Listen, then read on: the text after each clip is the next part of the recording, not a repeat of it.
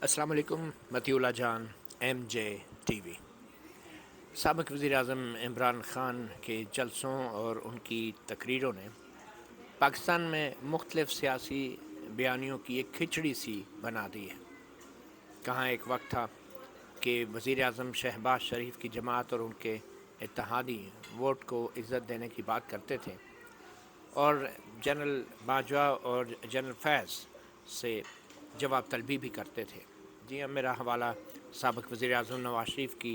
उन तकरीरों की तरफ है जो लंदन से उन्होंने की मुख्तलिफ़ जलसों में। और कहाँ अब साबिक़ वज़ीर-ए-आज़म इमरान ख़ान जनरल बाजवा की बिलवास्ता जवाब तलबी की बातें कर रहे हैं और मिसालें दे रहे हैं सिराजुद्दौला और उनके सिपह सलार मीर जाफ़र की। तो सब कुछ उलट पुलट हो गया है, मगर एक फ़र्क है कि मौजूदा वज़ीर-ए-आज़म शहबाज शरीफ की जो जमात और उनके इत्तेहादी हैं, उन्होंने हमेशा आइन की बालादस्ती के लिए और आइन की ख़िलाफ़ वर्जी के वजह से अस्करी क़यादत पर तनकीद की और ख़ास तौर पे ISI के साबिक़ सरबराह जनरल फैज़ हमीद का नाम लेकर मुख्तलिफ़ मौक़ों पर उनके किरदार पे तनकीद की। और इसका पस मंज़र हम सबको पता है। 2018 के इलेक्शन में जिस तरीके से इस्टेब्लिशमेंट ने और जिस तरीके से उस वक्त की अदलिया ने मिलकर साबिक़ वज़ीर-ए-आज़म इमरान ख़ान के लिए एक ऐसा माहौल बनाया कि वो 2018 के इलेक्शन में सामने आए। और वो 2018 के इलेक्शन बहुत मतनाज़ा थे और जिस तरीके से RTS बैठाया गया या बैठा, वो भी एक तारीख़ का हिस्सा है। तो ये बयानिए कुछ उलट पुलट हो गए हैं। आज भी जो हम तज्ज़िया कर रहे हैं, तो ठीक है, इमरान ख़ान पे तनकीद कर रहे हैं और बनती भी है कि वो एक गैर आइनी काम के लिए फ़ौज को उकसा रहे हैं। फ़ौज की क़यादत पे तनकीद कर रहे हैं इसलिए कि अब जो फ़ौज की क़यादत है वो मज़ीद गैर आइनी काम नहीं करना चाहती और वो न्यूट्रल रहना चाहती है। मगर इमरान ख़ान वो कह रहे हैं कि न्यूट्रल तो जानवर होता है। तो ऐसी क्या वजह है, क्यों इमरान ख़ान ऐसा कर रहे हैं, ये जानना बहुत ज़रूरी है। क्या आपके ख़्याल में इमरान ख़ान ये समझते हैं कि फ़ौज की मदद और फ़ौज की रिगिंग के बग़ैर कोई भी इक़्तिदार में नहीं आ सकता? और इस बात का इज़हार तो शायद वो बहुत पहले भी करते रहे, मगर बतौर वज़ीर-ए-आज़म जो शख़्स 3.5 साल वज़ीर-ए-आज़म रहा, अब उसको अदम एतमाद के ज़रिए हटा दिया गया,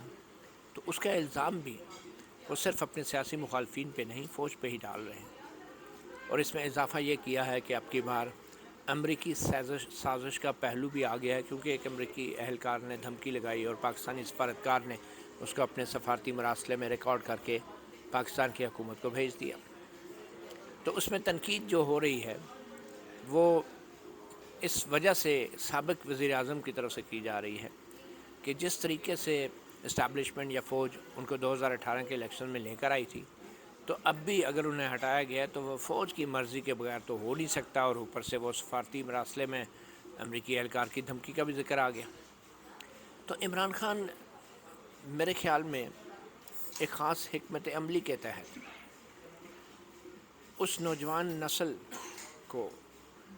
जो कि अभी नए नए वोटर बने हैं, उनको अट्रैक्ट कर रही है कि जो नौजवान नस्ल जिनका सियासी नज़रियात से कोई ताल्लुक़ नहीं, सियासी जमातों से वो वैसे मतनफ़र किए जा चुके हैं, सियासतदानों को वैसे इतना ज़लील किया जा चुका है, उस बयानिए के ज़रिए जो इमरान ख़ान और माज़ी की इस्टेब्लिशमेंट ने मिलकर तैयार किया था। और 2018 के इलेक्शन में जिस तरीके से पुराने सियासतदानों को और बड़ी पुरानी सियासी जमातों को डिमोनाइज़ किया गया, उनके ख़िलाफ़ नफ़रत उभारी गई, ये सब कुछ मिल के किया गया इमरान ख़ान की PTI ने और इस्टेब्लिशमेंट ने। हमें कुछ ज़्यादा तहकीक की ज़रूरत नहीं है। उस वक्त के फ़ौज के तर्जमान की प्रेस कॉन्फ्रेंस सुन लें या इलेक्शन के बाद के बयान देख लें या फिर जस्टिस काज़ी फ़ाइज़ ईसा का वो फ़ैसला पढ़ लें जो उन्होंने फैज़ाबाद धरने में दिया था। तो हमें कुछ ज़्यादा पीछे जाने की ज़रूरत नहीं। तो वो जो बयानिया तैयार किया गया था, वो बयानिया अब आज की पाकिस्तान की नौजवान नस्ल में सरायत कर चुका है। और सिर्फ़ ये नौजवान नस्ल में सरायत से मुराद ये नहीं कि सिर्फ़ सिविलियन जो नौजवान नस्ल है। इमरान ख़ान साबिक़ वज़ीर-ए-आज़म अच्छी तरह जानते हैं कि पाक फ़ौज के इदारे के अंदर भी जो नौजवान अफसर हैं, जो एहलकार हैं,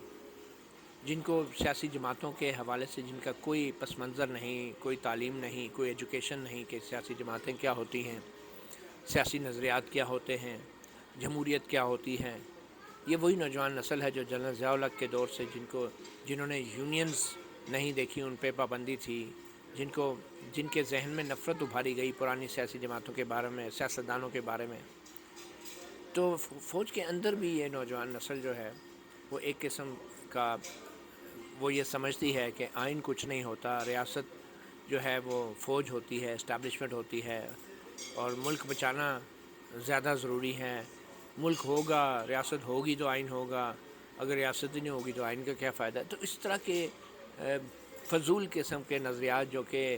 جس کو کہتے ہیں کہ غیر تعلیم یافتہ لوگوں کی سوچ جو ہے وہ پھیلائی گئی، اور آج وہی نوجوان نسل عمران خان کے کام آ رہی ہے۔ تو عمران خان تو اسٹیبلشمنٹ کے پرانے نظریے کو لے کر چل رہا ہے، لیکن اب اسٹیبلشمنٹ نے اپنا نظریہ بدل لیا ہے، اور اسٹیبلشمنٹ نے نظریہ اس لیے بدلا ہے کہ اب فوج کے ادارے کے اندر جب کسی بھی سیاسی جماعت کی حمایت کے جذبات پیدا ہوتے ہیں تو یہ قدرتی امر ہے کہ اختلافات ہونے کے باعث اسی ادارے کے اندر کسی دوسری سیاسی جماعت کے لیے بھی جذبات پیدا ہو سکتے ہیں۔ پھر آپ انہیں روک نہیں سکتے، پھر آپ انہیں یہ نہیں کہہ سکتے کہ نہیں پی ٹی آئی کے لیے تو آپ کی باتیں ٹھیک ہیں، ان کے لیے جذبات ٹھیک ہیں، لیکن مسلم لیگ نون کے لیے آپ کی بات نہیں کر سکتے، پھر آپ ڈسپلن نہیں قائم کر سکتے۔ شاید یہی وجہ کہ نائی کی دکانوں میں جہاں استرے اور کینچیاں پڑی ہوتی ہیں وہاں پہ سیاسی گفتگو سے پرہیز کرنے کا ایک نوٹس آویزہ کیا جاتا ہے۔ تو فوج کو بھی اس لیے سیاسی سرگرمیوں سے دور رکھا جاتا ہے، مگر اس بات کا ادراک اور اس بات کا احساس کچھ دیر سے ہوا ہے ہماری عسکری قیادت کو۔ بہرحال دیر آئے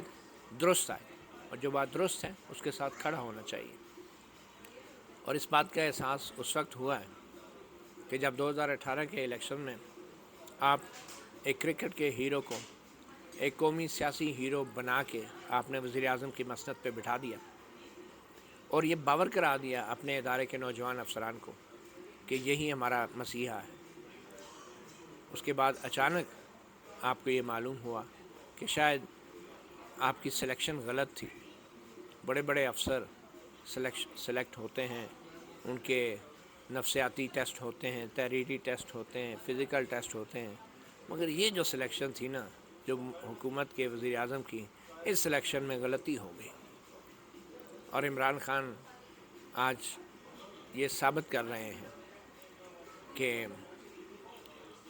جو سلیکشن اسٹیبلشمنٹ کرتی ہے یا فوج کا ادارہ کرتی ہے اپنے حلف کے برخلاف، آئین کے برخلاف، سیاسی سرگرمیوں میں ملوث ہو کے، وہ سلیکشن کبھی درست ہو ہی نہیں سکتی۔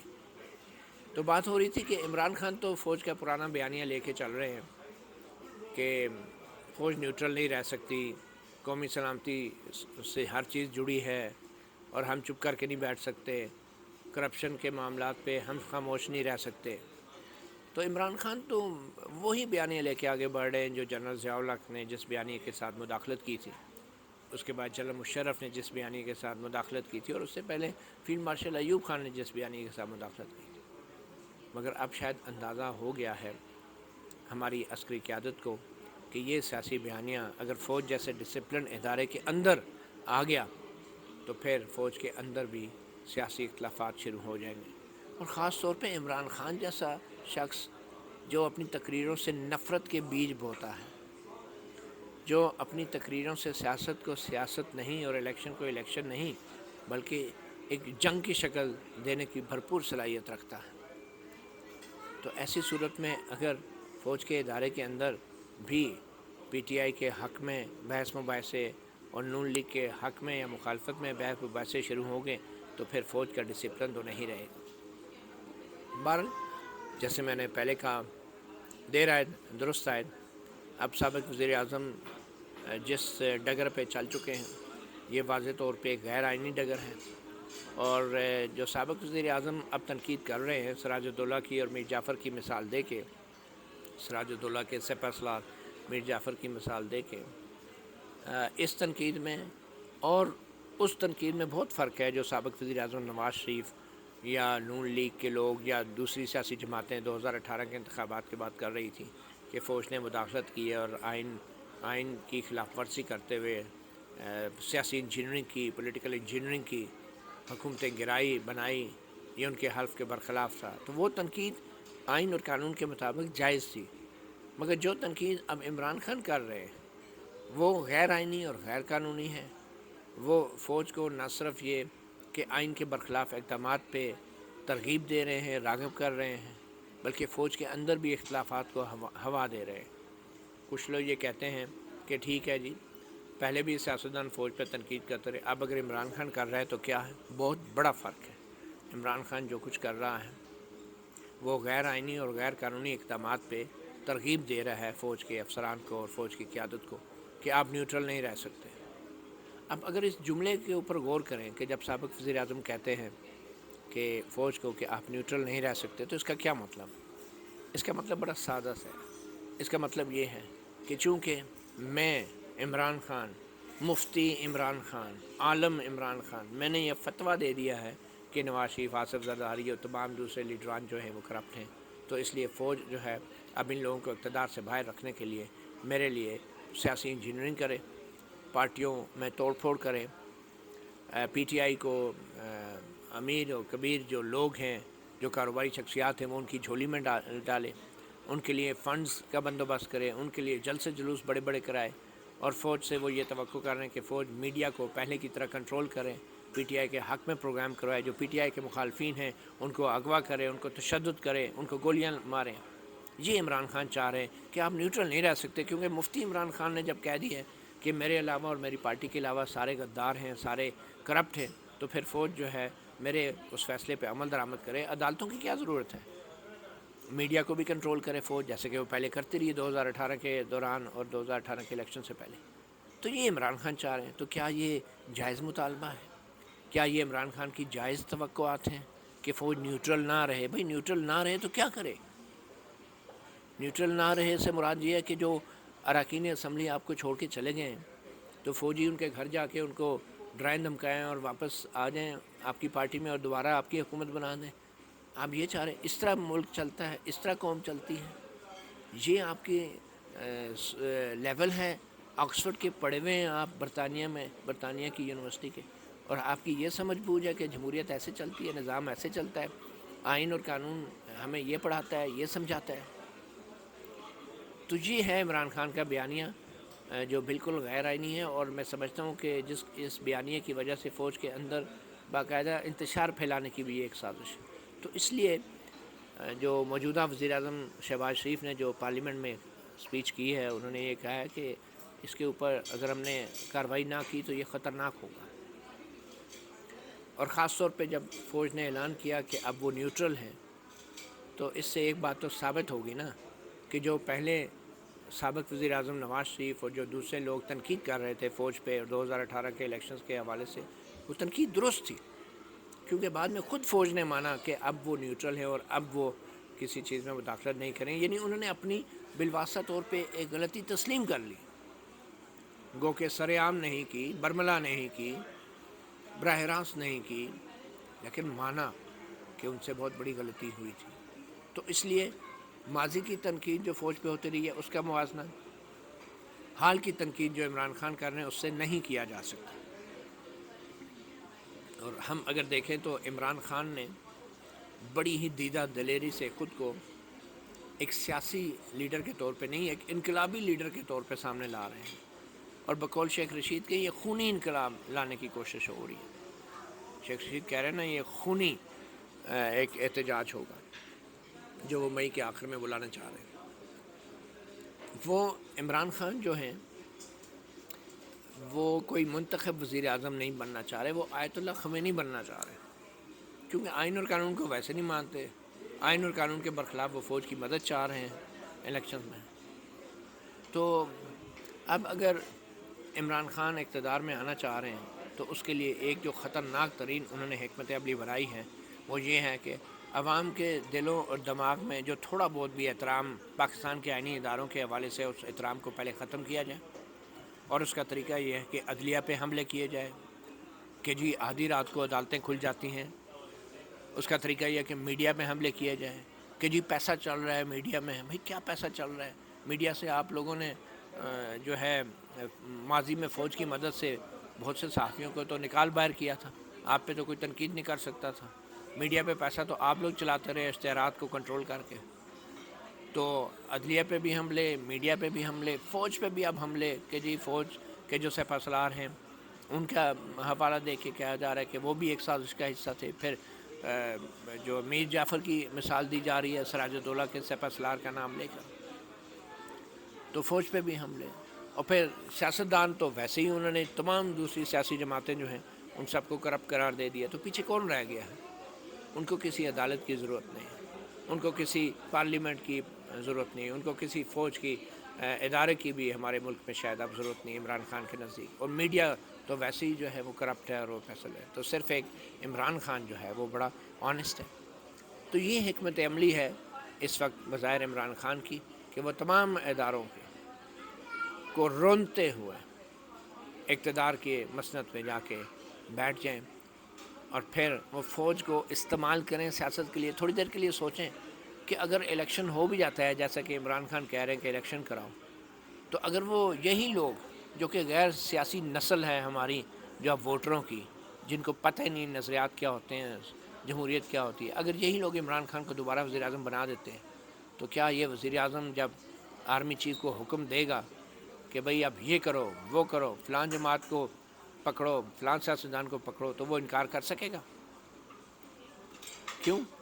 کہ عمران خان صاحب ایمان رکھتے اس بات پہ کہ فوج نیوٹرل نہیں رہ سکتی، نیوٹرل تو صرف جانور ہوتے ہیں۔ تو لوگوں کو ذرا یہ سوچ لینا چاہیے کہ یہ وہ 22 کروڑ کی قوم ہے جو پنجاب پولیس کو بھی برداشت نہیں کر سکتی، تو جب عمران خان جیسے وزیر اعظم کے ماتحت یہ فوج چلی جائے گی اور عمران خان کہے گا کہ تم نیوٹرل نہیں ہو سکتے، تم جا کے ان لوگوں کو لتر مارو، ان کو پکڑو، ان کو جیلوں میں ڈالو، لاپتہ کرو، عدالتوں کی کوئی ضرورت نہیں، میڈیا میں بات نہ آئے، تو پھر آپ کیا کریں گے؟ تو یہ 22 کروڑ عوام اور جو بھی لوگ عمران خان کو جو بظاہر سپورٹ کر رہے ہیں وہ یہ سوچ لیں کہ پھر اگر عمران خان کو دوبارہ الیکشن میں لانا ہے تو اس بات کے لیے تیار ہو جائیں کہ پہلے آپ کو تھانوں میں لتر اگر پڑتے تھے تو اس کے خلاف آپ عدالتوں میں چلے جایا کرتے تھے، مگر اگر عمران خان آپ وزیر اعظم بنتا ہے تو عمران خان کی سوچ اور نظریے کے مطابق پھر نہ تو آپ تھانے جائیں گے، نہ ہی آپ عدالتوں میں پہنچ سکیں گے۔ آپ جہاں جائیں گے وہاں سے لوگ شاید آج تک واپس نہیں آئے، اور کیوں نہیں آئے اس کے بارے میں تو وہی لوگ بتا سکتے ہیں جن کے پیارے ایک طویل عرصے سے لاپتہ ہیں، اور جن کے بارے میں عمران خان جیسا نام نہاد دبنگ لیڈر بھی آج تک کچھ نہیں بتا سکا۔ مطیع اللہ جان MJ TV سے اتنا ہی، اجازت دیجیے، اللہ حافظ۔